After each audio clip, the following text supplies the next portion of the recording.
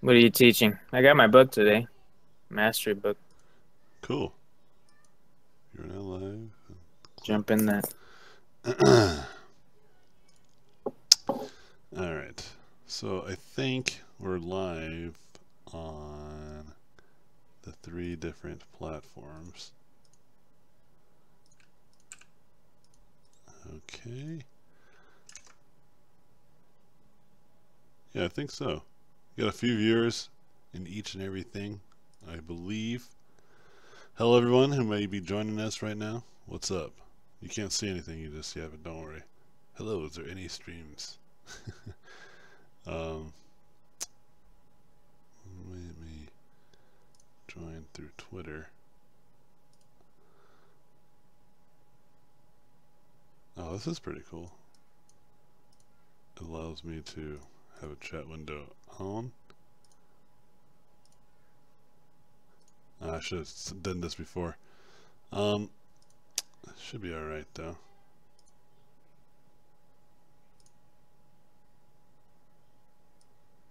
I might actually have to change this stream chat, but it's all good. So, let me go ahead and share my screen then, yeah? We got a few people in Twitch. Most people always from Facebook. So maybe, can you go jump on the Facebook, John?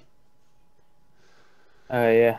And so if anybody wants to ask questions, whatever, Facebook will be the poison of choice. But all the other ones, you guys, we appreciate you too. We appreciate you YouTubers to basically ask me questions that I'll actually look at and be able to see. If you go to my website, robotpencil.net, you'll be able to see it right now. Hold on, actually. Bam. Bam. If you go to robotpencil.net, you'll see right here, you can leave a question, and I'll answer those questions. And then, yeah, when I get a chance. Otherwise, John will try to moderate and go to the Facebook. Correct? Is that right? Yeah. Yeah. All right. Well, while that's happening, I'm going to go ahead and talk about programming a little bit, right? And what I've been learning. You know, I haven't... What? Is this like a dirty diaper in the bed? What the heck? Yeah. It's just like a dirty diaper just chilling in our bed. Sorry, it's just pee. Someone had a hard day. They had a hard day? Oh, Mhm. rough. Yeah. Sorry to hear about that, man. I feel I like... said someone had a hard day. Yeah, I know. I'm saying I'm sorry to hear that, man, to that person. Oh. No, someone at your house who left a dirty diaper on. Oh, context. What up, guys? Uh-oh. What up? Uh-oh.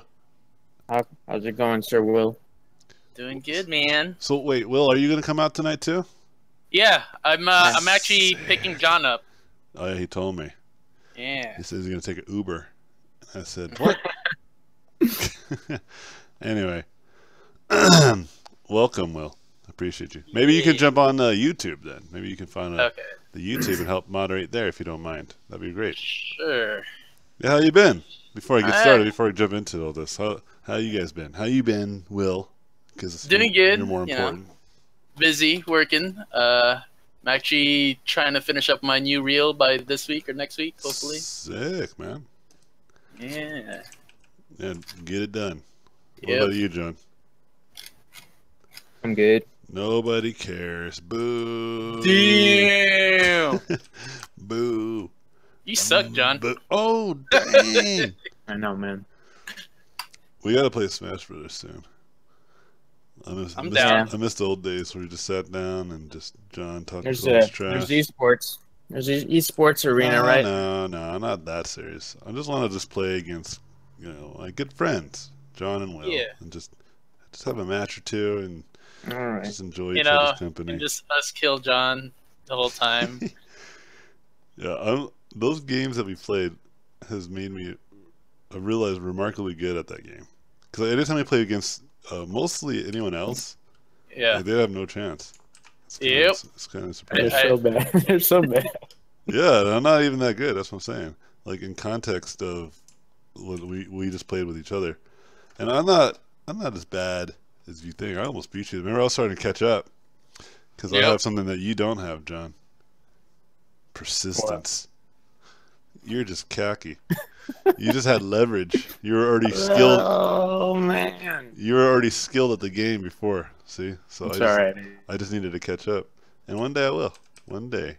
No, you're probably better than me. No, I doubt that. But for real though, like I was playing against some people the other day, and I was like, just raffle stomping them with freaking duck hunt. You're talking about your kids. Yeah, that's my children. All right, so I'm gonna actually make a brush before I start getting into coding. But yeah, what about you, John? What have you been up to? I have another makeshift. Nobody coming up. cares. Just kidding. Go ahead. Go Poor ahead. John. Always pick on John. I have another makeshift coming up. Uh-huh. Exciting. That's cool. What is makeshift? For anyone who has no idea what the hell you're talking about. Makeshift is I'm just trying to get people to creatives together, basically. You know, who live out here in Orange County and stuff. And there's a lot of different places where you could go out and just like draw together, talk, you know. And there's a lot of them that have been, popping up all around Orange County and LA area and stuff. And it's really cool. And I want to do something big with makeshift and try to do something, that can actually be a part of a city, and like basically move people out to go talk to people, and network. 'Cause it's a powerful thing, especially for artists. Not an easy thing, but there's a lot of good people out there.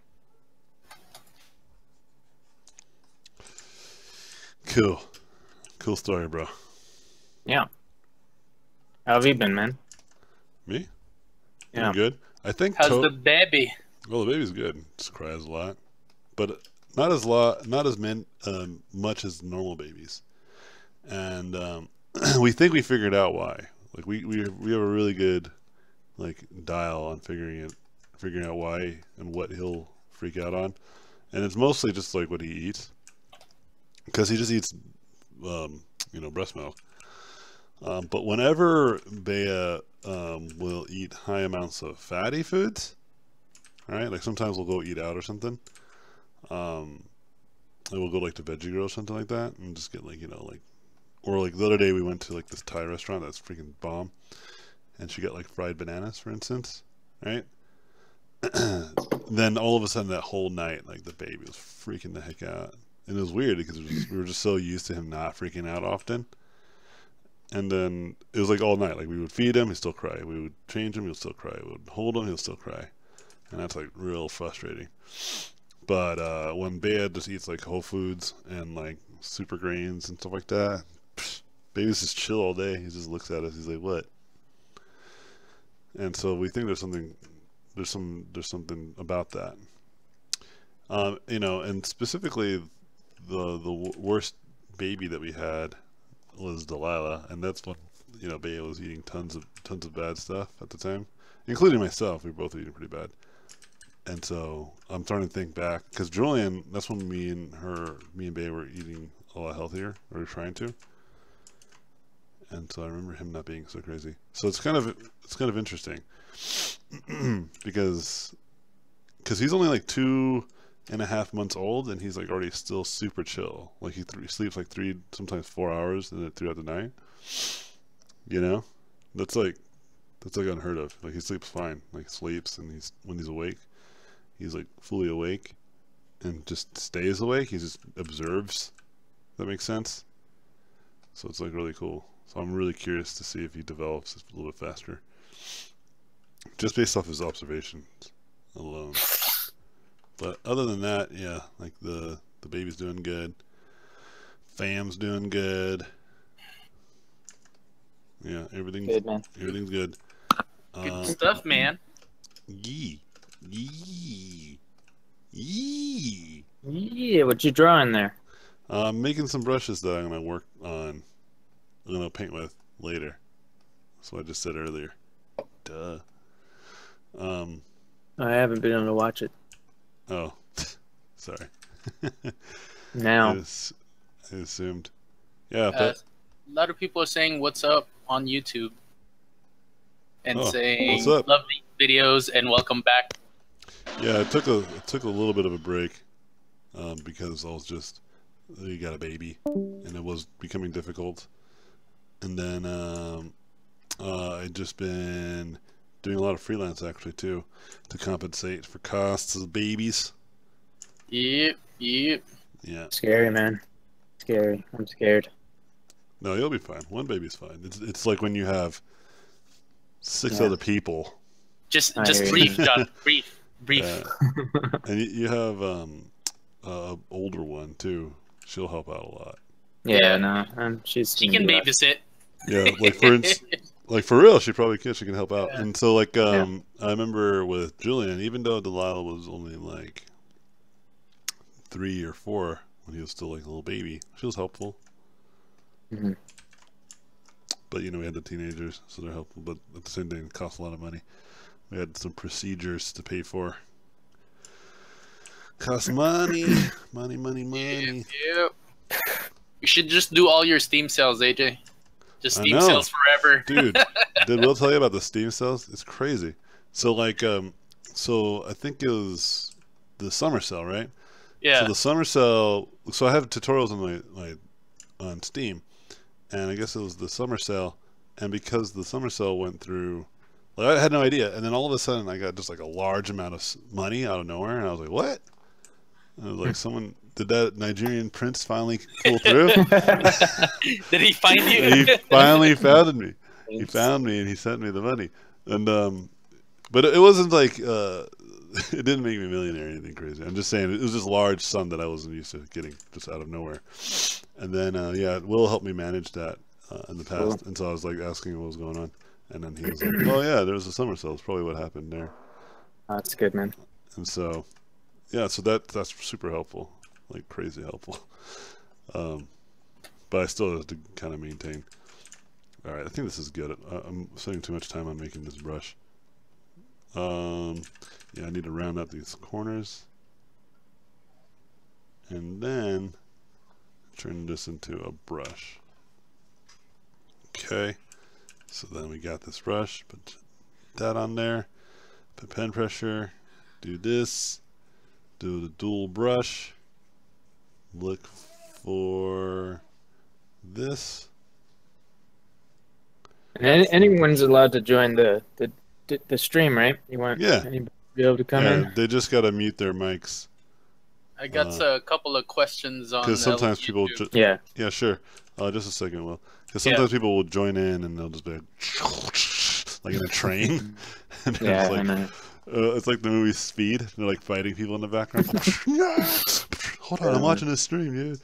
And then, otherwise, yeah, you're welcome to just sit in and then. Yeah. So anybody that doesn't know, we have a Discord that you're welcome to join. We'll send an invite. Just send a request through the email. I'll invite you. But we have a streaming voice channel. Talk to us. Yeah. Well, what were some of those questions? Let me see. Okay. First one was I've been very unmotivated lately in making art pieces. How do you think I can get back on the boat besides looking at others' work? So the trick is just to do it, right? And I know this seems pretty obvious, and I have a more profound way of answering that, but just in the sake of time. The one thing that I usually tell my students is that if you focus on motivation and inspiration as the driving forces for you to get anything done, then be prepared to get nothing done, right? Because motivation and inspiration are super fickle. You know, they're not sustainable. To be like super motivated every single day, like that's not realistic. In fact, if you go on YouTube and watch a lot of these streamers, you know, who've been streaming for quite a while, you can kind of see that they're like kind of sick of it. You know, it's super hard to just do one thing all the time, especially something that you may have not been motivated to do. Like in on paper, it sounds like a lot of fun, but over time, you discover it's not what you like. Okay, and so a good example of this is like PewDiePie, right? PewDiePie has been doing, like, originally did video game streams for the longest, and he stopped. He started doing like more comedy bits and stuff, and people kind of criticized him for it, and justifiably, like, he should do what he wants to do, right? Like, it's his channel, it's what he loves, but at the same time, he doesn't just want to play video games all the time, right? He's kind of beyond that, and so he doesn't feel motivated to do that, and so, but at the same time, like, if he wants to keep his channel live and well, he has to keep doing YouTube videos, right? So you see a lot of these guys, like the Logan Paul brother, or like the Paul brothers, like they're really crazy, eccentric young dudes that are just complete menaces to society. They, yeah, that's not going to sustain, man. They're not going to survive. Unless they become really clever and build a franchise around it, like something like what, like, you know, the Kardashians have done after their TV show, right? As much love them or hate them, right? Like they were able to find some sort of sustainability that allowed them to do a minimal amount of effort, but to stay consistent with that effort, right? You know, arguably some of them are plagiarizers. I think it's not the Kardashians so much; it's the Jenners, right? Those are, like, from what I've been hearing, they're like super plagiarizers. But you get my point. Like, sustainability is what you want to strive for, and so if you don't feel motivated, then that's fine. But can you spend like 10 minutes drawing a sketch right now? Like, what are you doing right now? Could you be drawing instead? Like, were you on Facebook or wherever you were at? Where were they at? Like YouTube? Was this a YouTube person? Okay. Yep. Like, what were you watching before this? Or what were you looking to watch? So ask yourself, could you have just turned that into something else? You know?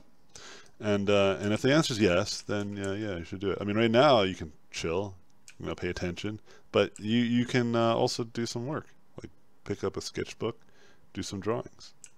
Right? If you're at work, pull out a notepad and just do a quick sketch. Do something, right? A little bit of something every day is really what I'm getting at. Yeah. Right now I was actually going to do some streaming and talk about some coding, but I just wanted to make this brush before I get started. So now that I made it... Someone said, do you even sketch, bro? There's, I forget, like, me and my students made this joke about that. Or it was like in a workshop, and I forgot why we were talking about it, but I was using an analogy of, like, do you lift, bro? And then someone was like, do you even sketch, bro? And we were just going off on that, but I forgot the context of it. It's all recorded, so I might have to go back and watch it, but it was super hilarious. Anyway, all right. Okay, I'm gonna talk about some coding, so just keep track of Okay. keep track of the combos. So, well, actually, how many questions do you have? Maybe I can just power through them real quick. Well, the other one is kind of similar to what you just talked about. You just as well. What is the best way to have control of your time between doing exercises and tutorials to improve? Oh, okay. Yeah, testing yourself. Like, when you watch tutorials and you do practices or training exercises, then do it without the study material next to you. Like, don't have the tutorial nearby. Don't have your references or anything. Just see if you can do it on your own. That's a good way to gauge how much you may have learned or how much you may have not learned.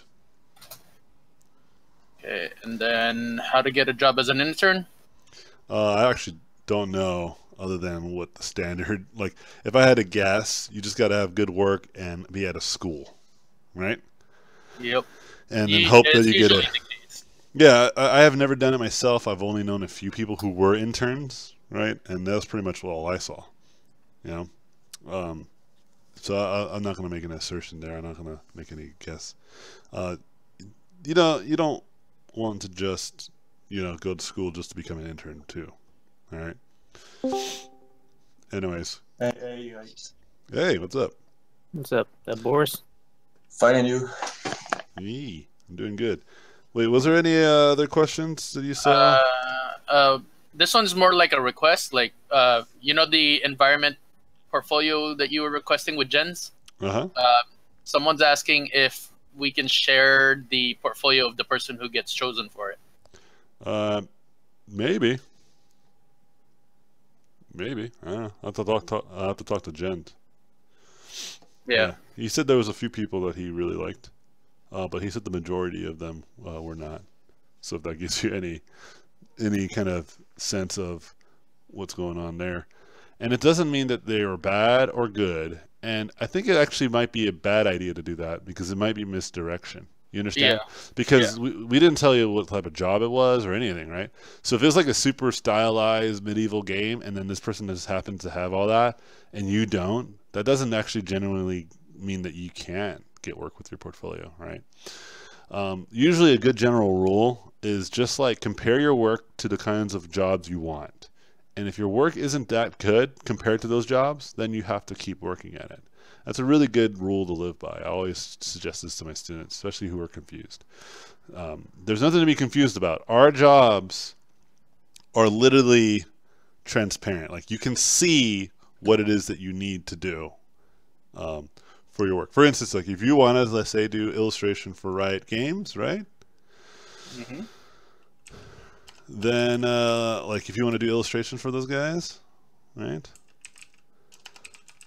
Then you might need your artwork to be somewhere near as good as like the new Ergot splash screen, right? Or the new Vane splash screen. You get what I'm saying? Yeah. It's like look at it and then put your work next to it and then be honest with yourself. Most employers aren't going to be like, well, they're almost there. We'll bring them in until they get good enough. Nobody does that. Maybe You have with to be interns. useful to the company. Yeah, as soon as you walk through those doors, you should be able to get to work, right? Otherwise, it's a bad investment. They don't want someone they have to train. Yeah, I mean, there's going to be some minimal training, right? Like how to submit work, how to walk around the facility, but it shouldn't be like how This to is paint. how you draw. Yeah, Exactly. how to do the actual illustration. You know, like there might be small things here and there, like art direction and taking it or giving it.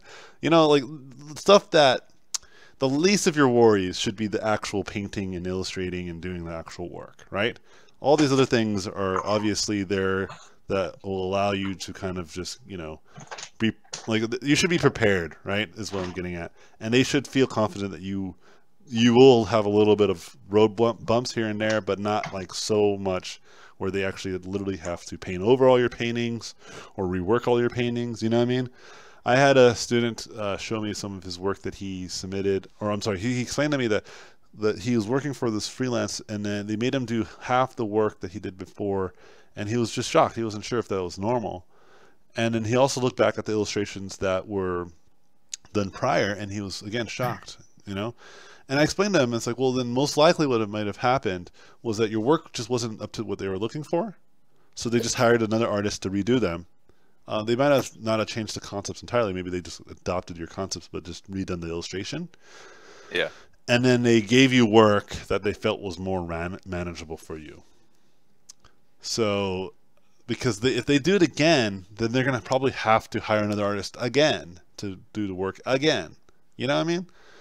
And so you have to understand that it's very clear, you know, it's very clear what employers are looking for. Not 100% clear, I understand that, but it's not too hard to research it on your own. It just isn't. Especially the major ones, major studios. All right. Okay, so I'm just gonna go talk about some programming. Yeah. So Do this it is C#. C#. What? Nah. I actually got a book though. I have a book right now. Here, I'll turn on my webcam just for a little bit so you guys can see me. I have it turned off because my wife walks in and out. Sometimes she doesn't like to be seen. So I got a book. I'm going to start learning some Python. I got a book about not C++, but just C, the language of C.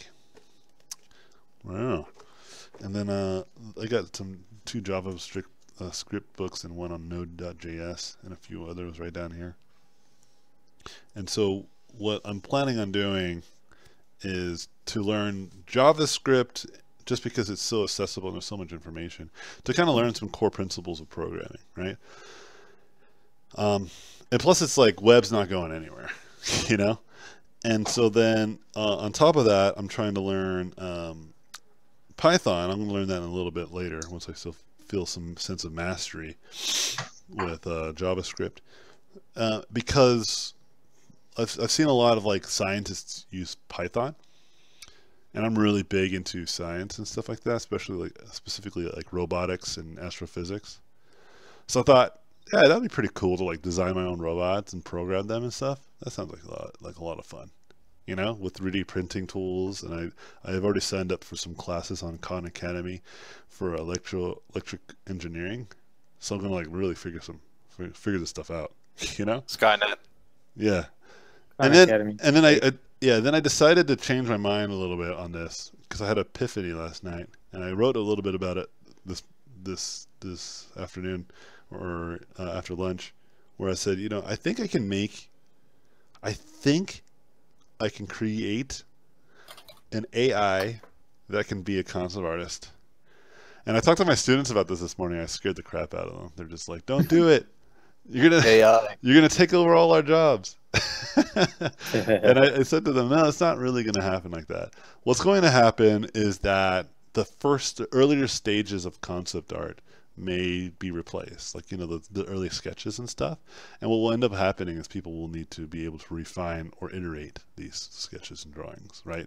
So crazy, man. And I think I could probably build that tool, like literally, like not like a thumbnail creator, right? That's just kind of abstract. I'm talking about like a genuine, like if you type in robot pirate, it will draw like a robot pirate to the best of its ability, you know?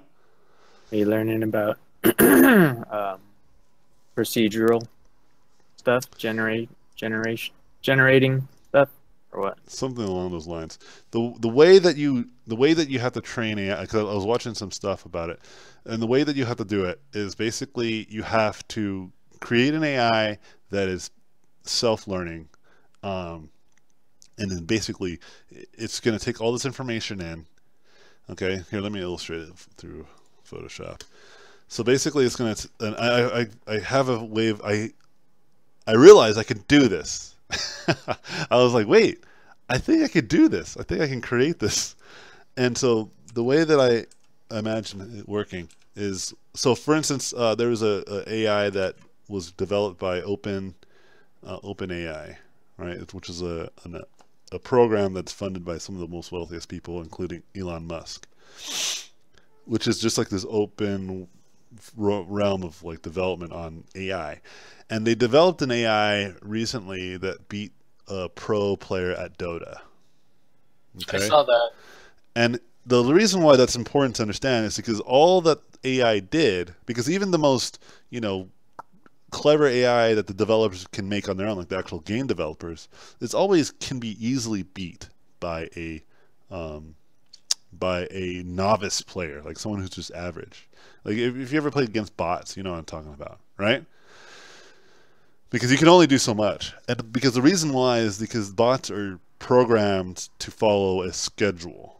You know what I mean? Like they have a system in place, and if you do this, then there's a certain amount of things that they're going to do. But what an AI that's self-learning will basically, every time it plays a game, it will learn from that game and then move on.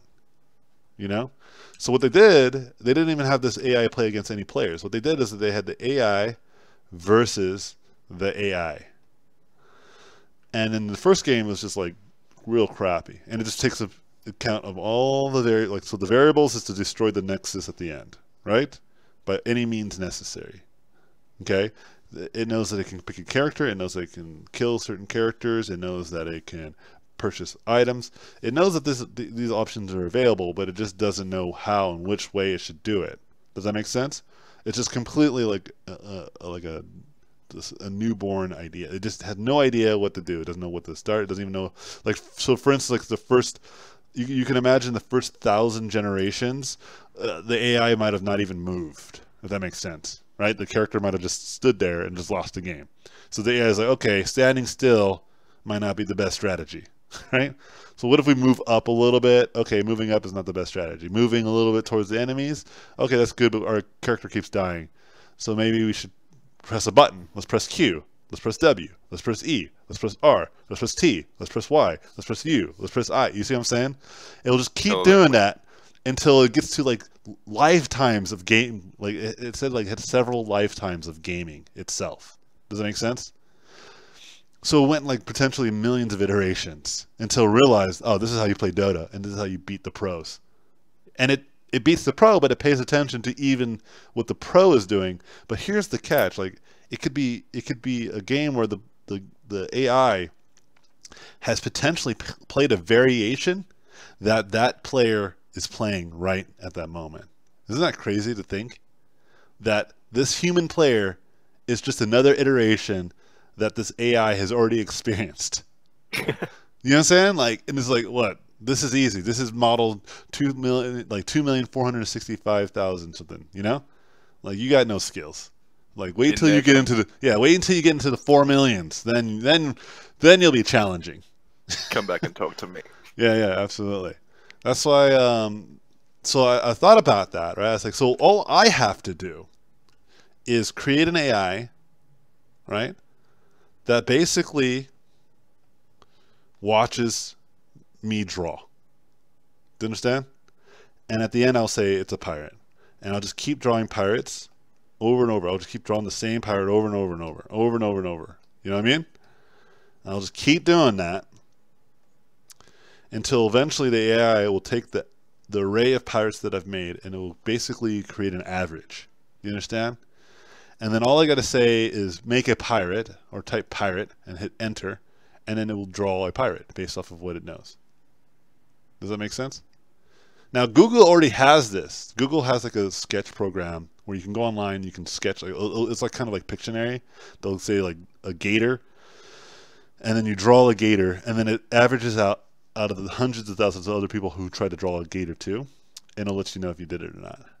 It can recognize that you drew. The AI can recognize whether you drew the gator. Isn't that cool? And so all I need to do is make a baby version, right? A baby version of this AI, right?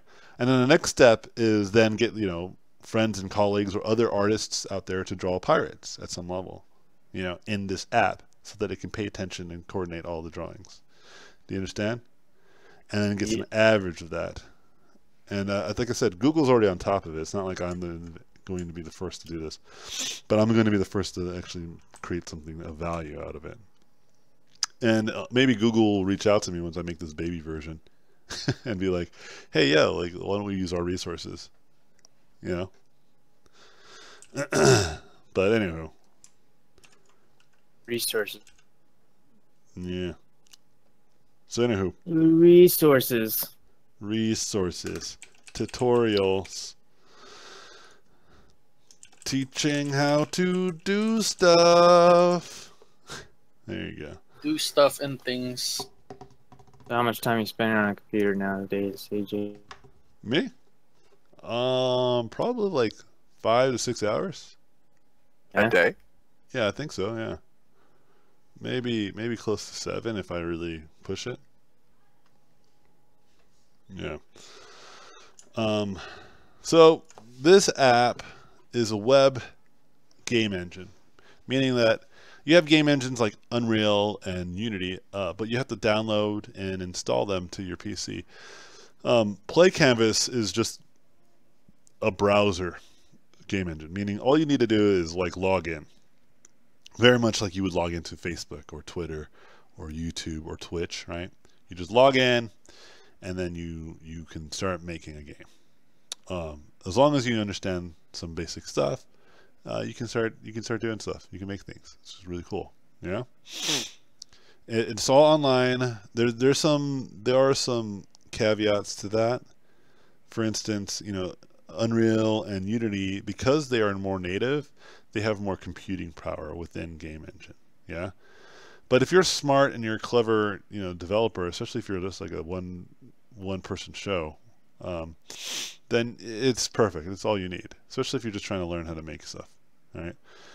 And so that's initially what I was using it for, but then I started to get really deep into this tool, and I love it a lot. And I learned a lot. I've learned quite a bit, and so I'm going to talk to you guys about a few things. And so the reason why I'm even talking about this and trying to help teach this more often is because I want people to actually genuinely grow, and I'm willing to probably develop tutorials on the side that are just built for teaching people how to use Play Canvas. Because I want them to get more recognition, and there are artistic purposes too, like artistic reasons you should use Play Canvas. Play Canvas. Play Canvas. For like, concept art. There's creative ways to display your concept art. You can make really elaborate websites using Play Canvas, and it's interactive, which would be really cool. You know? Is this the engine you made your game in? Yeah. This is the only game engine I've been using exclusively lately. That's awesome. I used to use Unreal. I used to use. I've tried Unity. I think Unity is great, but I haven't tried it long enough to really appreciate it. I've tried all these different ones, but I think Play Canvas, hands down, is probably my favorite. The way I feel about Play Canvas is the way I feel about Silo, and the only difference is that Silo, like, they stopped development after like 2 or 3 years. They just kind of gave up entirely, right? They just realized they couldn't compete with these giants. But with Play Canvas, I think they have a large client base that is found in like the industrial design space, like so that people show off their model cars or architecture, I think this is why, or the prop design. I think this is why this tool is still really, really popular and people use it still to this day. A lot of these big companies probably use it, and they use it to share their clients' work, because nothing is easier than sending somebody a link, and be like, check out this 3D model car, and it's just a link. I definitely see behind it. Yeah, I mean, it's really that simple. For instance, I can go to Ultra Mix Showdown, the game that I have been developing, right? And there's gonna be music, so I apologize if it's super loud. You guys won't hear it, but the people who are listening to this, they're gonna hear it.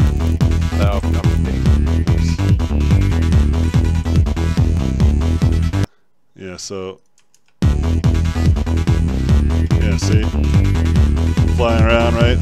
WASD controls. But check this out. So I can go to Discord. I can go to the general chat, and I can put this in demo. I'll click on it. And now you guys can play it. It's like that. That's simple. WASD to move around, and then left click to shoot. Yeah. And, yeah, and I've just started learning how to use the gamepad. So I've just learned how to program gamepad controls. So I'm gonna add them to the game. Nice. I've learned how to make AI, so I need to add that to the game too. I spent most of my time last week learning AI, and I've made some, so I can make like a little robot shoot at you now, and pretty accurate. I'm making it real difficult. Like I spent a long time. Like it's gonna be super accurate. Like if you go up, it's like you have like a split second to react type of thing. You know what I mean? Or you're effed. I honestly think that the 10-second game, that you just need one more like hint of a competition, and then for that game, and it's good to go. Just like just like add like a scoreboard or something. Yeah. Yeah, I don't disagree, and that's the beauty. So it's not like, oh, but John, I've already deployed it, whatever, bro. Like I can't. No, I can be like, yeah, that's okay. I'll just open up the editor, make a change, hit publish, and then you can start playing. Like literally that quick. So actually that's not bad criticism. I actually consider coming back to it. I'm already thinking of redoing it entirely. That was something that I was actually thinking about, because I'm just better now. I can just make it better. I can just make it easier and better, and to make it more I can make it a lot more what's the word I'm looking for? Juicy. I can convert it to basically become more, intuitive? Not intuitive. It's for me. It's on my side of the equation. Oh, non-destructive. Like I can make it really iterative for me to tons of levels, and the only thing I have to worry about is placement of the things. You know what I mean? Because the way that I coded it right now, like, would require me to jump through several different hoops before I can do anything serious. You know? It's not a lot. I mean, it would literally just be like 30 seconds of extra time. But that 30 seconds gets annoying after a while, you know what I mean? And so, and I can make it better. I can make the gameplay feel better too. Yeah, I can make everything just better. Yeah, workflow better, absolutely. So, what's the time frame for like a bit like that though? What time? So programming is actually the fastest. You know, I've been told, I have a lot of coding friends, and only a few of them that I've ever talked to, I kind of trusted their insight, and the rest I kind of argued a lot. Because I just, in my gut, I've always had the suspicion that they were not entirely being truthful to me. So the two friends that I had, one of them, his name is Ray, and I talked to him about it once, like programming, and he's like, look, dude, programming is super creative, man. Like, you spend all your time just trying to solve, like, epic problems, dude. Is that the better you're at doing that, then the better coder you're going to be. And that's kind of his philosophy, and that's what he passed down to me. And I believed him because he was so good at it, right? And then, like, I would run into another programmer, whose programmer is nameless, and I'd say to them same thing. I was like, yeah, I think being a programmer seems to be more creative, right? You have to solve those problems. It's like, nope, there's like rules that you have to follow. You have to follow one step at a time. And I was like, I don't know, man. Like, that doesn't sound accurate, because if you look at something like YouTube versus Vimeo, why are they different? If there's like one way to code a thing, then why are there two different video playing services, right? And why do they feel different? It's not just the UI. Like Vimeo has super high fidelity, right? And then YouTube has just started getting that. So there's something more to it, and it's the best way to think about it is kind of like how Einstein. What? What happened? Oh, my wife wants to show me something. Clean the kitchen. Hi, Bea. No, wait. Delilah, show me big smile. I want to see all your teeth. Happy girl. All your teeth. Okay, now Julie. Big smile. I want to see you happy. All your teeth. Ooh, face. All right, get out of here, guys. Get. Hurry up. Get. So, like, yeah, the best way I can compare this to is kind of like you look at Einstein, right? Like, Einstein basically said, yeah, you see all this stuff that you guys got going on in physics? Like, nah, like, this is what it is. You know what I mean? Like, compacting it, figuring out, like, really clever ways to solve a problem, the same problem that everyone else is trying to solve. Creating new algorithms, new equations, etc. And so as I'm learning programming, right, that's actually takes the less of the time. It took a while to learn the language, right? That takes time. But once you learn the language, a lot of the stuff starts becoming easier. And in fact, I'm still like short-sighted on a lot of the language. I don't know all of the stuff, And I know that, and I know that slows me down a bit. But as I learn more and more, I'm getting better and better. And this is very similar to becoming a good artist. It's the same as it's absolutely the same thing, right? The more you know, the better you're going to be. The more you know how to paint anatomy accurately and perspective, the better you're going to be at painting something from memory, right? And so that's where I'm at right now. I'm just trying to learn, and I want to get people into it too.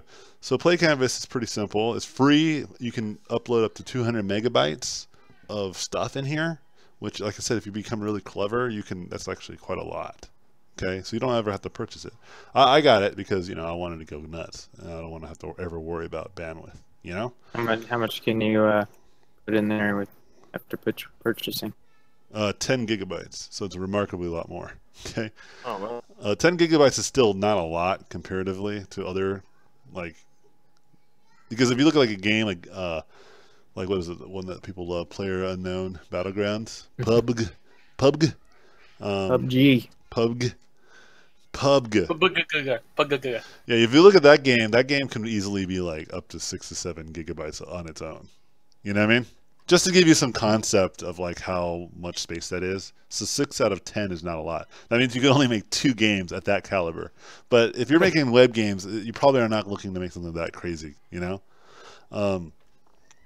Yeah, I'm not making RuneScape or anything. Yeah, So, yeah. I'm making games a little bit simpler, and 2D can save a lot of space. You know, like so my games are less than like 10 megabytes, so that's like super small. So anywho, so this is the interface. It's pretty simple, right? You got over here, you got your hierarchy, you got your root. Now the root is like the actual game, okay? Everything within the root is what Play Canvas is going to call upon when it actually runs the game. So you can't necessarily destroy the root, right? If you do, then there's nothing there. It's going to be an empty canvas, empty everything, like empty. There's no physics, there's no rendering engine, there's nothing to. Did you guys hear that? Did you guys hear those Is it a noises? fart? Yeah, that was my wife. She came in and just did that. you better Right. Telling on me. Yeah, open the door, sweetheart. How dare you? Come in here. Come in here while I'm trying to stream. It's normal. I I didn't heard say it that. wasn't normal. You're the one that said it's not normal. Yeah, it's not my fault. Hey, you had your choices. You made your choice. It was the wrong choice, but you made it. And everybody knows now. Passing out gas is not an that choice. And so, you know, when you, yeah, when you start to make games, like they're not too heavy, so you don't have to worry about stuff. But like I said, the root. You can basically replace the root with another root. You can create a whole new one, right? Or you can switch over, and it will call upon that. But whatever's in that is what it's looking for. The game's going to be looking for that. So you really can't do much with this. You think you have to leave it alone, pretty much. Cool, man. Right? Well, actually, let me test that. Let's call this Ruta. And then let's see what happens if we hit play. Someone said, dude, we need more 3D code tutorials, please. Yeah, so apparently the engine will recognize it if you change the name of the engine or the root. Yeah, I could do more 3D codes. There's plenty of them out there, actually. In fact, there's a lot more out there that are for free, that are like more advanced, especially. Because more and more people are using it after Jama's class. Like a lot of people are using it. So then you got camera, you got light, you got a box, you got a plane. Okay, the camera is obviously where we're going to be viewing the game from, right? So you can see, you can move it around. How dynamic's the lighting? It's pretty good. Yeah. It's pretty good. Like you can, well here I can rotate it. I can rotate the lighting, and you can see it's live and it rotates and it does everything, as you would suspect. Yep. It doesn't have like global illumination, like those beautiful things that you get like in the other packages. But like I said, it's all web, and I'm making my games in 2D anyway, so I really don't care. I don't care as much. But I have been learning how to make like 2D characters that can be lit, like dynamically. So that's going to be cool when I start developing something around those that uses that stuff. But so you have this 3D stuff, and I actually like to just use the blocks of the box and the plane just to practice my coding, you know. And so I like to move the camera too in a more flat position. So I'm going to go ahead and do that. We're going to go ahead and do that. There you go. And then I'll just bring it. Whoops, I think I put the camera too high. So I'm bringing the camera, let's bring it to 0. Let's move it back. Let's move it up. Let's rotate it down. And then you can hit play. And then what I like to do is actually have it on 2 sides. And what's cool is that it's actually kind of dynamic in the engine. Like you can like debug it live, which is really cool. See that? Nice. Nice! Noise. Yeah, and so just to kind of talk about how to do a few things, and then we'll go back to painting. There's one thing you can recognize over here, which is just basic stuff, and all of this stuff is like the actual things that are doing stuff. Okay, everything in your root is an actual object that will do and behave accordingly. Got it? So if you build like an entity, you can build like an empty object, an object that has nothing inside of it, right? So we can make one, and it's just empty. There's nothing in it. There's no cube. There's no sphere, plane, lighting. It's just this empty object, you know. And once you let's say go here, you can add a component. You can say, well, I want it to have a model and I want it to have a cone. So now you can see that there's a cone. See that? Cool. Tight. And down here, the assets. Now this is just like the stuff that the game engine is going to look for to use as information based off of your entities. Okay, so I'm not going to do too complicated stuff. Like I said, I'm going to probably build like a whole tutorial series that will teach you how to step by step how to make a really simple game. You know, but I just wanted to introduce this to you guys because I think you guys would enjoy it. And so what the next thing you can do is like, okay, let's make a material. So as you would suspect, there's an option to make a material. New material has nothing to it. And then if you've ever messed with any kind of 3D software in your life, this is a thing where you can make a 3D material. Okay, so I'm making a red material. I click my cone, I drag and drop the red material, and then bam, it's red. Okay. So if you have a 3D modeled character that's unwrapped and all that stuff, you can basically go into the material. You can plug in the diffuse map, the specular, emissive, opacity, all that stuff, put it on there, and then have a 3D model, right? If you rig that character, you can animate it and then plug in animations and all that stuff. But I don't have any of that right now, so no, we're not going to worry about it. Oh, man. Yeah, so you can totally make a reasonable 3D game in here too. You really Can't can. wait till you take over with you know, painting, robots, AIs, painting. Let's see how that happens. See where that goes next. Cool. Cool beans, John. Cool beans. Tight. So I wanted to share something. Just we're on the topic of programming stuff too. There's a really cool way of basically supporting, you know, research for cancer, and I wanted to share it with everybody. So it's called Compute for Cancer, and it's just like it's pretty much like for the new generation of supporting, you know, just researchers trying to find things, you know, to cure cancer, right? And, that's the thing. It's basically called. Yeah, it's like using computational power to basically help research. You know, focus on research, and you know, you just like download an app, and it's really cool.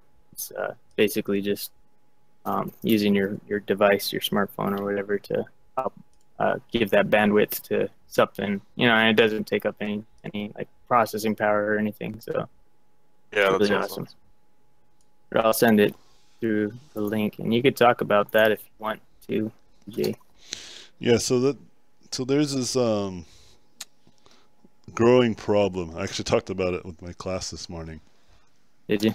Where, well, not that specifically, but like I talked about how there's going to be an overwhelming amount of chronically unemployed people. And that's the term that my students helped me come up with, because the term that I was using before was just really I don't like it. It was really mean. What was it? Useless people. Oh man.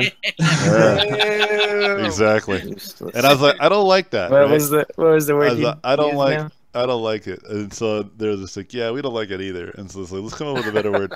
And so one of my students came up with a great one, or not great word, but a great way of saying it. It was chronically unemployed.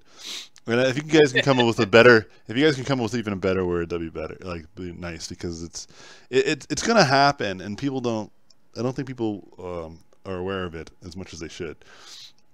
So you know, with automation, right? It's just happening. It's just happening already. You know, you have these people that recently, these freaking Nazis, right? They're just like, they're taking our jobs, and like, just Take it there. like they're keeping us down, right? Some of these people are just super dumb. That's a great Donald Trump impression, bro. That wasn't my Donald Trump impression, but yeah, that was just my impression is in itself racist towards the racists. But let's not get into that. My point is that there's a lot of this pointing fingers at other people is the reason why everyone's kind of suck, has a sucky situation. But the reality is like, no, it's really like just like the top super wealthy rich guys, that are controlling things with their money. Money has so much power, and so like a lot of these, like I watched a documentary about the guy who founded McDonald's. Well, he didn't found it. He just like franchised it and then took over the original McDonald's brothers, and they basically shut them down. Founder. I watched that. Yeah. I was just thinking about that movie That was a today. good movie. Yeah, it's like, it starts off, I was like, oh, is this some propaganda to get me to eat McDonald's? And at the end, I was like, no, I hate a McDonald's. Yeah. They want to make a point that McDonald's sucks, and they don't care about anybody, and they want to make the bottom It line. was intense, man. Yeah, It was and so think about like that's the guy is like a billionaire. He has a lot of money. Like McDonald's, even to this day, has lots of money donated to health organizations. Like that's some like real bullshit. And so like these people are putting money to tell other people to do studies to help promote people's bad habits, because everybody wants to hear good news about their bad habits, right? Yeah. And so anyways, so that's a real problem, right? So the irony, right, of these neo-Nazis like pointing their fingers at everybody else, the real culprit are the rich white dudes, like the people the same white, and so anyway, Well, so money is to the so these same people don't give a fuck about us. That's what I'm trying to say. Okay, I don't care about anybody. Money does not discriminate. Money doesn't give a fuck. And so, eventually, they're gonna just automate. Like, why would I pay you, John, $30,000 to $40,000, maybe even $50,000 a year when I can buy a robot for, let's say, $1 million, right? That can work 4 times, maybe 5 times better than you can, and it doesn't sleep, it doesn't eat. It doesn't need health insurance. It doesn't need retirement money. All it needs is me to pay the electric bill and maybe maintenance every so often, right? So then why would I invest my money in you when I could have that instead? I'm not. People fight for the free market, and I'm a big believer in the free market too. I actually think it works in a lot of cases, But as a consequence of the free market, this is going to happen. You know what I mean? And I think a lot about so people even overseas need to worry. You know what I'm saying? Like this is a global issue. It's not just like American issue. Yeah. Like everybody. Like then why would I even have to outsource? I can just do it all here domestically. You know what I mean? It's moving towards that automated sort of industry as well everywhere. Everywhere. One of the biggest things that I'm looking at right now is the postal system. Yeah. So it's going to be starting with transportation, right? Things that are jobs that people don't really want to do anyway, but they're just going to be there. And Elon Musk said it, like he explained that cars in the future, automated cars autonomous cars will be like having a horse. If that makes sense. Yeah. Like where it's like you just get on it and it just does its own thing. And he says people who have like old cars it'll be like having a horse, like an actual horse. Like why do you have one? There's no real reason. Because that's a hobby. Yeah. And so he said, yeah, people obviously can still drive like gas guzzlers, what have you, but it will be more of like a hobby. Just like, indie developers use pixel art. It's not necessarily necessary, but it's part of the aesthetic, And, yeah, that. And so getting back to the useless people or the more appropriate, critically unemployed. No, chronically unemployed. Chronically unemployed. And so think about it. Let me paint you a picture, because I don't like the word, because somebody was saying like helpless or hopeless, and I say no, these people aren't helpless and these people aren't hopeless. This is exactly what the kind of person I'm referring to. They go to college, like this person has a normal public education. They go to college, they graduate college with like an art degree in fine arts and modern art, right? It's really not a very practical degree or education, right? They graduate. Yeah. Even being an English major, right? That's not practical in the future. Like I have spell check. I use Grammarly, dude. And so, those jobs are going to be there's going to be a robot that does that for you. You see what I'm saying? So we need to focus on the transition. And so what's going to happen is you're going to have a lot of these people who actually went to get the education and actually tried. and they're not going to have jobs, right? And we have a lot of friends that are like this, but they at least can take these smaller jobs, right? There's still like regular jobs available for people to take, you know? But those jobs won't be available either. That's my point. So what do? We're going to have a lot of these people who have the means and have the tools, but yet they can't do anything, you know? And so the solution is, you have to transition. So how do you transition? Well, you got to make like this is why, you know, even though I'm more like conservative when it comes to like free market and enterprise and meritocracy, like you should deserve the job you get, right? I'm pretty liberal and progressive when it comes to social programs like free healthcare, free education, right? Because when you have free healthcare and free education and basic income, when this happens, it won't matter that you don't have a job. You'll at least be able to have a roof over your head, and maybe you'll have an opportunity to change your career. So let's say you went to school for the liberal arts thing, right? And it led nowhere. Well, then you say, well, I want to go become an engineer because I think there's some power there. And you learn some coding, just like I'm learning coding, right? And then all of a sudden realize, hey, I can take the stuff that I learned in the more creative realm, the liberal arts realm, and then find a way to merge that with the engineering, more scientific and logic realm. And then that's when you're going to come up with stuff that I might be able to develop in the future, like a robot that can do concept art, you know? And as a consequence, create my own replacement. And then, but hopefully by then we'll be the singularity, so all of this won't matter. We'll just be one hive mind flying around space, eating planets and suns. Show me what you got. Yeah. So go all the way back to the, you know, coding for cancer thing. You know, so that's another way that we can kind of take advantage of these people who are chronically unemployed, right? Yeah. They can, as long as they have a machine, they say, hey, we'll give you an extra $5 or whatever every hour, you know, if we can just use your machine. Yeah. To collect data, you know, to help process a lot of this information. And that could be a great way, you know, that's something that people can do now, or use it. Well, what the scientists use it for, they use it to actually cure diseases and stuff, you know, which is a little bit more noble. But see what I'm saying? Like that's gonna be a real problem, and I think it's not come that far away, dude. I think it's gonna be like 20 years away. I don't think it's that far, bro. I think it's real close. I mean, think about it, man. Like 10 years ago, we had like the Nokia, I think it was, or was it the first iPhone? Yes, 20 years ago was like the Nokia. That's what it was. And then there's like, 20 years ago when we were in high school, like that's when the Nokia 9000 was out. And now we have like supercomputers in our pockets. It's insane. Yeah, it is, man. Cool. It's exciting though. So I'm teaching y'all to learn to code a little bit because I care about y'all. And so the best way to do it, I think, is to do it by making video games, right? It's fun. You're making something engaging, and it's really simple. But once you start to learn it, you be, hey, this ain't so bad. Like that's pretty much what happened to me. Okay, and so so the first thing we got to do. So I parented this cone to this box. So as you can see, if I move the box, the cone goes with it. Dope, right? Dope.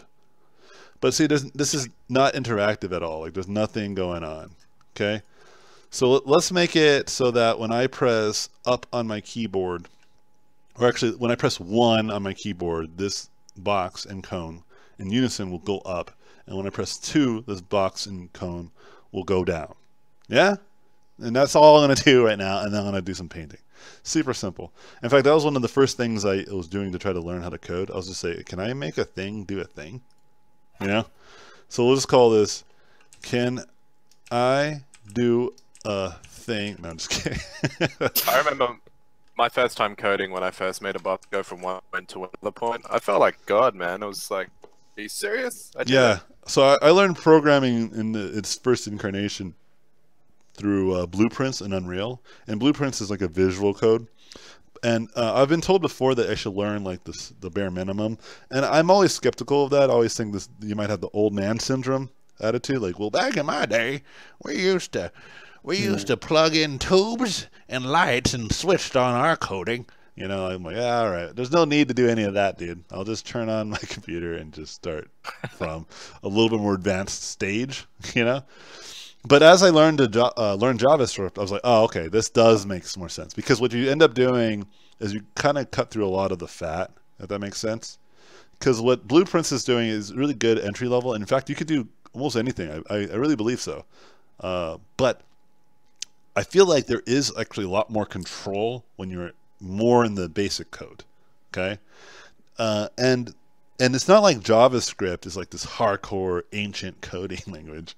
It's actually still pretty new, right? C++ or C language is actually really old, and C is kind of feels like you're really in the trenches in coding, at least from what I've read, and that makes sense. That's why people are starting to kind of move away from it. You know, like people. It's just like the name of the language. It's like you speak English, right? Bea speaks Spanish. That's what it's like. That makes sense. So like English in its earlier incarnations used to be a lot more, dumb. There's less words. You understand? But as time went on, we added more words. In fact, English wasn't English for a while until many other languages kind of combined to invent English. Does that make sense? And so like JavaScript, or even like right now, I think there's something called like F, like that's a new language, F. So like it's like just the most recent coding language, and what these coding languages do, they just talk to the computer at the very basic level, the zeros and one level. Okay, so we use these languages because it's annoying to just do it all on zeros and ones. So we use these languages to actually kind of segue between them. Okay, and so what a compiler does, it says, okay, what language did you use? And it will compile that language and then turn it into something that the computer can read.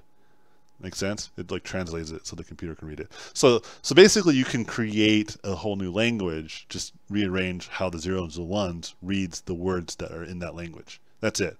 And so with every language, every new coding language that comes out, what they do is basically they say there's a better way to explain and code, and they just get easier. And I think JavaScript is probably one of the easiest ones I've experienced. I heard Python is also pretty easy. I mean, this book that I got is super skinny, and so I'm kind of convinced. Anyway, so move things. Let's make move things. So I made a script called movethings.js. .js is the JavaScript file. Okay, so we're gonna go in here, right, and it'll start you off with a complete array of information, right? It says var, and here I'll just zoom in here so we can really look at it. Okay, right? So it says like var move things equals pc.create script parentheses and then quotations move things close parentheses semicolon. What does all that mean, right? And so it's really simple. What a var is just basically a variable, and that's all you need to know for now. And a variable is pretty simple. It's just something. It's like something of that's the JavaScript can use later. So it can be a number, it can be a word, it can be an array, it can be all sorts of things. It's just a thing, okay? And then the next thing is functions. Now, what they use is actually a little bit more complicated function system, so you don't have to worry about too much. But basically, move things prototype initialize equals function. What this is basically saying is that we're creating a function prototype that will be unique to this specific script, okay? That's all you need to know right now. So basically, this lives only in the move things variables, okay? And it's nice and neat if you just keep all the move things prototype stuff inside the move things.js. You can actually take this stuff and put it in other code in other ways, but there's no real reason to do that. Just keep it where it's at. I mean, I'm sure there's some reasons later, but there's no reason for us right now. And initialize basically says, hey, what do you want to start with? Right? Like, how do you want to start this bad boy? And we don't need to do that because right now, none of that information is important to us, okay? So we can just go ahead and delete all this. And then right now, it's the / update code called every frame. What that means is that it's just a comment and it's telling us what this is doing. So I'll tell you what it's doing, so there's no need to have these comments. I'll just get rid of it. So now we have something really simple to look at, right? Or at least a lot simpler, okay? So you guys aren't freaking out and it's like, what the, Trust me, when I first started, even that small amount, I was like, what is going on? But I figured it out, I really did. So what the update function is doing is that every delta time, and this is like a function that they've created for you, So internally in the actual game engine, they have already created a bunch of component functions. And what that means is they've already made like prerequisite code that all you need to do is memorize what that is, and then you can put it in, and then it works. So you don't have to, for instance, like create the lighting engine, for instance. It's already there. They've already built that for you. And they've also built some basic stuff like controls and etc. You just got to know how to frame it and how to think about it. And so the update function and the initialize function are two of the things that they use. But we're going to use the update function. So basically what we want to say is, okay, every time I press 1, right? Is that what we wanted? It goes up, the box. Okay? So we're going to use an if statement. So if, right? And look, it's saying, hey, yo, you done typing? Or what? What's going on? If you're done typing, you didn't do it right. So this is what this is telling you. Okay? But I know I'm not done typing, so take it easy. All right? Play canvas. Take a moment. Take a seat. You're all right. So if you put a parentheses, what you're saying is that inside of this, there's some parameters.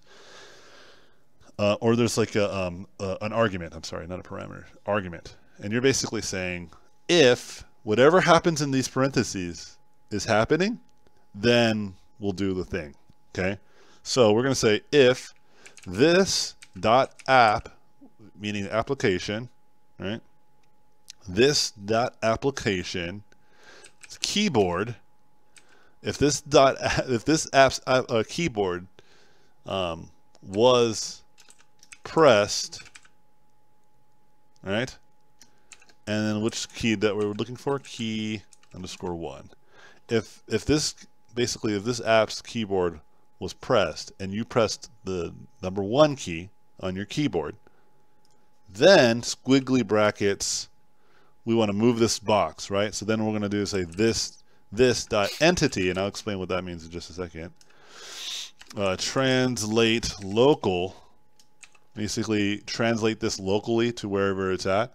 We're going to ignore world space because you can do that too. You can position it based off of where it is in the world, but we're going to position it wherever it's at. Okay, and that's important, a distinction. And then, like right here, they give you some notes. It's like, okay, the first number you're going to put in here, is going to be X, the next is Y, and the next is Z value. So we don't want it to go side to side. We don't want this to go left to right. So we're going to leave that to be 0. We want it to go up, so we'll put it at 2. And we want it to go, we don't want it to go back or forth either. We don't want it to come towards us or goes away from us. So we're going to give it 0. And in JavaScript, you want to go ahead and put a semicolon on statements like this. So we're good. So I should be able to press 1 and this should go up, right? Well, I'm pressing 1 as you guys can hear, but nothing's happening. And even if I refresh this, maybe because I need a refresh, right? I need to press 1. See, the problem is when we said this dot entity, we're not saying like what is the entity we're referring to? Like what entity? What are you talking about? You know? Because what I love about programming like needs you to tell it exactly what to do. Otherwise, it's like go fuck yourself. It's like if you tell it nothing, it's like all right, dude. Then yeah, I'm not fucking doing anything. There's no instructions, and so you have to give it instructions. So they made it really easy. This is why I said like I actually love Play Canvas.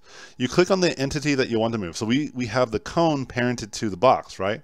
So wherever the box goes, the cone's gonna go, right? So if we go to the box, we add a component, we go to script, and all you got to do is add move things to there, right? And now it should just work. Even though I haven't refreshed, it should actually just work. See? It moved up. Dope. But I didn't put the functionality for it to come back down, right? So as you would suspect, just copy paste this, right? Change the number 1 to 2, and change the negative or the 2 to -2, right? Because we want it to come back down. So now if I press 2, but this time we do have to refresh. Whenever you make changes in the script, you have to actually refresh the engine, or not the engine, but the test. So now if we press 1, it goes up. Press 2, it comes back down. Dope. All right. Cool deal. Congrats. And so you can see, we can actually start making a game now, right? You can make this character move, right? But it's moving like programmatically, right? It's moving like in steps. So this is cool. Like if you wanted to make like a game where like a turn-based game where you can only move a certain amount of arrayments, right? So you can see that there's something to this. Like if you say, okay, move to this location, then the game will go, okay, up, and then down, or whatever, or to the right, whatever. Or you can just press it yourself, however you want to go about it. You guys understand the point I'm making, yeah? And so what ends up happening is that when you do was pressed, once you press it once, it just does it. But if you do is pressed, then it pays attention to if it's being pressed at all. And if it is, then keep doing whatever's in these squiggly brackets. So this is kind of like what you see me do in my games. But watch what happens. If I press 1, it's going to fly off the screen. See that? And if I press 2, it's going crazy fast. Right? So you might think, okay, well, let's bring it down a notch. Let's bring it down to 1. And so we have to keep refreshing this value. And it's still crazy fast. So you have to go like to like 0. You have to put the 0, it matters. 0.3. 0.3. Alright. And it's going to go slower. But like, I don't want to work in decimal points. You know what I mean? Decimal points are for losers. I want to work in whole values. So a good way to do this is to do it through delta time times the value. So for every delta second, times this by 1. And so every delta time, if you're holding it down, it's adding. It's like adding consistently. So if you're holding it, it's like 1, 2, 3, 4, 5, 6, 7, 8, 9. It's going forever. Once you let it go, it's back to 0, back to not moving at all. But then once you hold it again, it's going to be 1, 2, 3, 4, 5, 6, 7, 8, whatever, right? So in that case, it should actually go much slower. And I can have, and we can go delta negative delta time times 1. And so now we can try it again, and now it should go in a more reasonable pace. Right? See, it's like more manageable. So then you can change this to like a value of 4 or a value of 5. And that's pretty much it for right now. Like I said, I don't want to get too much into it. There's a lot more that you can learn. But hopefully you guys can see that that's pretty useful. And why it's cool, because you know you have like 3D packages like Sketchfab or what else is a good, like Marmoset, but those are only viewers, right? Like you can only really view and rotate, and you can't really control too much. But with Play Canvas, you can program it to like animate your character or change the materials, you know, make your character actually move in the environment, right? So if you want even more interesting ways of showcasing your portfolio, this is a really good way to do it. In fact, that's what I was originally going to start doing as a good tool to teach people. Yeah, I really like your spaceman, interactive space. Yeah, and so like that's what I was planning on doing, is trying to create something interactive in that realm, you know, yeah, for people to get into it. And then once you start learning some basic stuff, then you'll be like, hey, I can actually probably do more, you know. So start small, convert my audience to just make more interactive portfolios. But then eventually, you guys will be capable to make full-on games, you know? And then once you start feeling comfortable with gaming, yeah, of course, just a second. Once you create like coding for game, then maybe it will help you build the confidence to even approach more larger, more interesting code languages that will allow you to affect the physical world, right? Or even the virtual world. But yeah, it's pretty crazy, man. It's pretty dope. And so download that application. Help your you don't have to download it. This app is free. But the other coding for cancer. Yeah, you should link that for everybody to check it out. Yeah, so I'm gonna go ahead and start painting now while I go ahead, sorry. If you do some animation in 3D and you want like to have some kind of interaction to show your animation, like if you have a character they can walk or fight, and you can do a little game like you press some key and that show your character fighting or walking. Yes. Depending, yeah. And you do the animation in the software, or you use the animation in 3D, and you have Well, to so export it's- something. Yeah, so it's an engine, right? So you can't necessarily. It doesn't have that many tools available, right? Like you can't do crazy 3D animation in there. You might still have to use like Maya or Max or whatever tool, right? That you feel comfortable with. Yeah. Okay. Yeah. Cool. But once you make those, you can import them in. Like whatever tool you use can use Blender or whatever. You just need the FBX file, import it in, and it will recognize the animation. But I'll save that for some other day to explain how that works. Okay. Yeah. Boris. Is that Boris? I don't know. No. Is there any other questions? Who is that? Like outside of the chat or outside of the stream chat? They're just asking if they can get the Discord link. Like, should I just put that on the YouTube chat? Is that okay? Yeah, post Yeah. it up. And I'm not sure if you I can tried posting actually. it up on YouTube, but Yeah, I don't have a. I don't. I just Alright, wanna I got it. I didn't want got to it. interrupt or do the hard work of trying to get in. Yee. It's Yeah. hot, man. You turn the air conditioning. Yeah, yesterday was nice. Finally cooling off. Did you feel it? I did. What's the time where you guys are? 4:20. It is though. Or at least it's 4:22 on my. It's actually 4:23. Just rounded down. YouTube isn't letting me post Yeah, that's the what I'm saying. link on the chat, so I'm going Well, to do something weird. Uh oh. There we go. that's what I was saying. I didn't want to do. Hold I wanted to do that weird thing. Just tell them to go to Robotpencil and sign up. I'm just gonna put space on each letter. Oh man. We'll just post. We'll post it at the end of the. Post it at the end of the There you go. recording. That work. Description.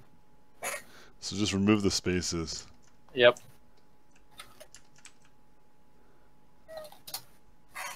Yeah. But is there any other questions? Otherwise, I'm gonna go watch the baby for a little bit until my wife wants me to watch him. Watch the baby. When you're painting stuff, are you like this? Are you looking at any? Nah, dude. See, this is the AI already working. Dude, the reality is I'm not real. Anthony Jones is a manufacturer. He's always been a robot programmed by me and John. Yeah. Yeah. I have been a sentient being, and my specific roles is to teach others to be robots, like myself. We've been training him to get good at Smash Brothers. It It's won't, just not working out. Yeah. won't be called AI, it'll be called AJ. Riot would have bought us a long time ago. I'm not sure, Sue. Not too much longer. Any questions? Lightning round. Lightning round. Do you have any presentation tips for portfolio pieces? I always feel like the illustration part is okay, but I struggle with making the layout showcase the design features better. Yeah, I don't think the layout is important as people make it out to be. I mean, it shouldn't be garbage, right? But it shouldn't be like the thing that sells your artwork. Your artwork should be the thing that sells your artwork. Like, worry about having good artwork first, and then make a reasonable presentation, a presentation that shows your work at your best ability. I'm gonna lightning around these. When it's good work, it's good work. People will see. Yee. Are you going to make a small compilation of your 10-minute sketches? I don't know. I'm just gonna probably just keep drawing them until I have a ton of them, and then I'll just put them out there and be like, 10 minutes, y'all. The real objective is to show what happens if you even just put 10 minutes every day. Now, granted, I'm already pretty skilled, but I believe full-heartedly that it doesn't matter. Like, you can still put some time in; it will make you better overall. What did you start out painting where you started creatures? I think it was creatures, actually. It was just creatures, Oh, okay. just a comparative anatomy, a lot of that. Is it better to do less strokes to do shading, or is it the opposite? less strokes. Because then less strokes implies efficiency. You're not just throwing things down just for the sake of throwing them down. Like even if like it seems like I'm just throwing down random shapes, like those random shapes are intuitive and intentional at a subconscious level. I'm giving myself something to work with. I'm not giving myself something to fix later, to correct later. Okay. Next one. How did you practice your concentration?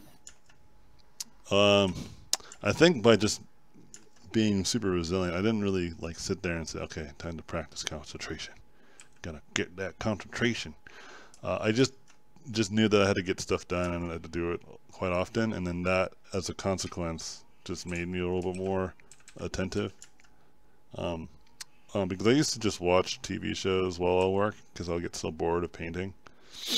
I still do that. But instead of TV shows, I watch a lot of podcasts and stuff that educate me. One from Ian. Why is implied detail better? Implied detail? Saves time again. It's just time saver. You can definitely in fact, I encourage my students all the time to do super detail because it will help them imply detail later better. Because they would have like a wider understanding of it versus just kind of a like a spectator view of it. You know, when they see other people do it, they think, oh, that's what I need to do. You become more engaged. You'll have more context. Tight. Tight. Tight. So it's really cool. The Discord's really been active, and really excited to see that. Super I wanted to successful. say first off, thank you, Michael, out there, brainchild, Oh yeah. who brought the Discord together. Badass. Yes, absolutely. Yeah, it's a really good Community is tool. awesome. The community is awesome, and networking and stuff is such a powerful thing. All right. Definitely, if there's people watching that want to improve their art and don't have a community, join that Robot. Yeah, there's one that just came out. It was a level up one. They just made one, but that one's I think it's Really? open. Yeah, I think it's just publicly open. Ours is publicly open too. You just gotta ask. That's the difference. I think theirs is just straight up open. You just jump in. It's like their Facebook group, which makes sense. Yeah, that goes. They have a big following. Yeah. Think. So if you guys want to join multiple communities, you can. There's nothing wrong with that. Yeah, that's what I told somebody too. And it's like, I'm thinking about leaving, to join your community. And I was like, what? No, don't do that. Yeah, there's no reason really to leave. I mean, yeah, I understand it could be really overwhelming when you see like hundreds. Like even ours gets like overwhelming from time to time. There's lots of great communities out there. I swear to Bless you. Thank you. But anyway, all right, guys, I'm gonna go. I'm getting sweaty. Yo. Go look after that baby, man. I'm gonna go watch the baby for All a right. little bit. Yeah. Peace out. See you later. All right, guys. See you guys. Peace out. Bye. I'm gonna See you later. end the stream one at a time. See you later, Twitch. See you later, Facebook.